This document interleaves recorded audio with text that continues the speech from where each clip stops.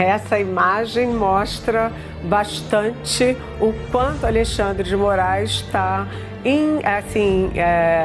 bem consciente de que ele precisa mostrar calma. É isso que ele está falando, calma nessa hora. A Lei Magnitsky foi aplicada em Alexandre de Moraes, mais conhecido aqui no Brasil como Cabeça de Ovo. Mas, pessoal, será que realmente o Cabeça de Ovo está preocupado com a sanção da Lei Magnitsky e com as possíveis consequências financeiras da movimentação bancária dele? No vídeo de hoje vamos conferir isso. Começou o jornal com a Eliane trazendo uma notícia que o ministro Alexandre de Moraes iria assistir uma partida de futebol essa noite. A gente tem a imagem até para você comentar, Eliane. Tá aí, ó, o ministro Alexandre de Moraes lá assistindo o time do coração dele essa noite na Arena do Corinthians, em São Paulo. Essa imagem mostra bastante o quanto Alexandre de Moraes está bem consciente de que ele precisa mostrar calma. É isso que ele está falando, calma nessa hora. Agora, o Supremo, Marcelo, hoje estava discutindo, inclusive informalmente, em conversas informais, até que, por exemplo, muita gente não está em Brasília ainda, porque o Supremo só volta a funcionar na sexta-feira, dia 1º, mas houve conversas informais sobre a conveniência de levar essa Lei Magnitsky contra o Alexandre de Moraes ao TPI, ao Tribunal Penal Internacional. E aí, rapidamente, um dos ministros lembrou que não adianta porque os Estados Unidos não reconhecem jurisprudência do TPI. Mas não se descarta, também ainda se discute levar, por exemplo, a Corte Interamericana de Direitos Humanos aqui, ligada à OEA, Organização dos Estados Americanos. Por quê? Organização dos Estados Americanos, que inclui os Estados Unidos. Eu queria só jogar um pouquinho de água fria, né? Porque a ONU, não adiantou nada a ONU na guerra da Ucrânia, não adiantou nada a ONU no caso do Hamas contra Israel. A OMC é só um palco de verbalização de indignação, não tem efeito prático. A Unesco, né, os Estados Unidos saíram da Unesco, da OMS, não sei o que se obteria entrando na OEA, mas enfim. Ele ontem à noite quis fazer uma demonstração de que não está preocupado com as decisões de Donald Trump e foi ao jogo do Corinthians, do meu timão, contra o Palmeiras. Corinthians, aliás, que fez uma partida irretocável, venceu do Palmeiras, mas aí ele fez um gesto que não é muito apropriado para um político ou uma autoridade pública. Vocês veem aí na imagem. O ministro estava em um dos camarotes da Neoquímica Arena, em São Paulo, quando foi fotografado, mostrando o dedo do meio. Moraes, torcedor do Timão, assistiu o holandês Memphis Depay marcar o único gol do jogo.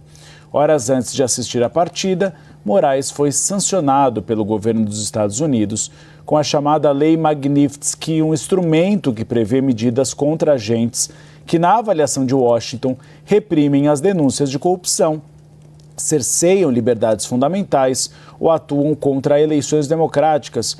A foto é do Alex Silva, do Estadão. E é interessante perceber de que até o próprio autor da Lei Magnitsky ontem nas redes sociais criticou a utilização dela para Alexandre de Moraes. Ele considera que não havia nenhum perigo à democracia brasileira. A gente vai trazer mais bastidores daqui a pouquinho também, que há novas cartas na mesa de Donald Trump contra o Supremo Tribunal Federal e elas podem ficar de pé nos próximos dias. O Supremo Tribunal Federal já avisou nos bastidores, não vai adiar o julgamento de Jair Bolsonaro. A perspectiva é de que aconteça em setembro.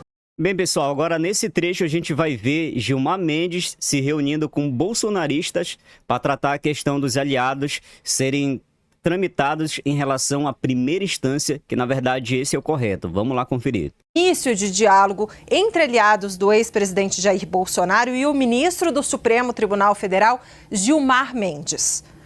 Olha o que eu descobri. Horas antes da aplicação da Lei Magnitsky contra o ministro do Supremo Tribunal Federal, Alexandre de Moraes, aliados de Bolsonaro disseram ao ministro Gilmar Mendes que o meio para estancar a crise entre bolsonaristas e a cúpula do Poder Judiciário seria enviar para a primeira instância as ações da trama golpista e que envolvam o ex-presidente Jair Bolsonaro, ou seja, tirar do Supremo Tribunal Federal e mandar para a primeira instância.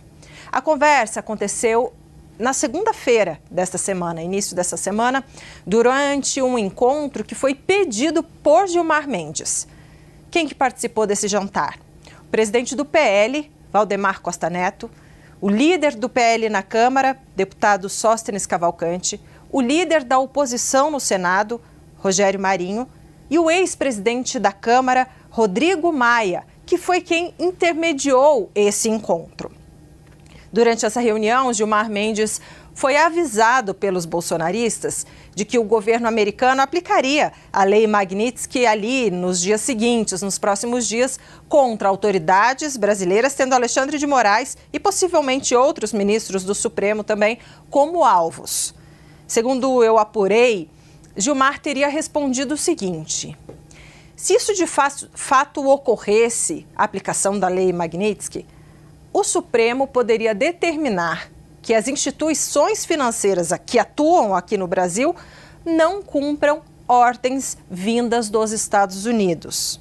Então, essa foi a resposta. Quando disseram, aliados de Bolsonaro disseram para Gilmar Mendes, segundo eu apurei, que a Lei Magnitsky estava chegando essa semana, ele não recuou e disse, olha, então a gente pode determinar, eventualmente, sim, soltou como uma ideia, que as instituições financeiras não cumpram as determinações vindas dos Estados Unidos.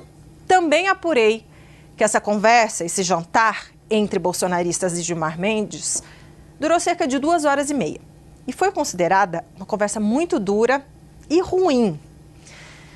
Esse primeiro contato ainda não produziu nenhum avanço prático no caminho de uma pacificação, embora todos ali presentes tenham concordado que esse canal de diálogo vai continuar aberto para novas rodadas, novos encontros.